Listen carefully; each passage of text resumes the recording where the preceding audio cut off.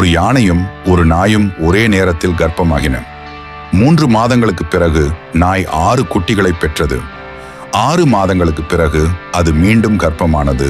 9வது மாதத்தில் அது மேலும் 12 குட்டிகளை பெற்றது. இந்த முறை தொடர்ந்து கொண்டே இருந்தது. 18ஆம் மாதத்தில் நாய் யானையிடம் வந்து கேட்டது, நீ உண்மையிலேயே கர்ப்பமாக இருக்கிறாயா? நாம் இருவரும் ஒரே நேரத்தில் கர்ப்பமாகினோம். நான் 3 தடவைகள் குட்டிகளை பெற்றுவிட்டேன்.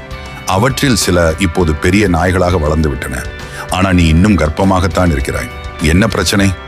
யானை அமைதியாக பதிலளித்தது, நான் சுமப்பது ஒரு நாய்க்குட்டி இல்லை, ஒரு யானை. நான் 2 ஆண்டுக்கு ஒரே ஒரு குழந்தையே பெறுவேன். என் குழந்தை தரையை தொட்டவுடன் பூமியே அதிரும். அது சாலையை கடந்தால் மனிதர்கள் நின்று வியப்புடன் பார்க்கிறார்கள். நான் சுமப்பது சாதாரணம் அல்ல, பெரிதும் வலிமையும் மகத்துவமும் கொண்டது. அதனால் மற்றவர்கள் ஆசீர்வாதம் பெறும்போது மனமுடையாதே, பொறாமைப்படாதே. உனக்கு இன்னும் வரவில்லை என்றால் கவலைப்படாதே. உன்னிடம் சொல்லிக்கொள், என் நேரம் வரும். அது வெளிப்படும் நாளில் உலகமே அதை வியந்து பார்க்கும். என் பயணம் வேறு, உன் பயணம் வேறு.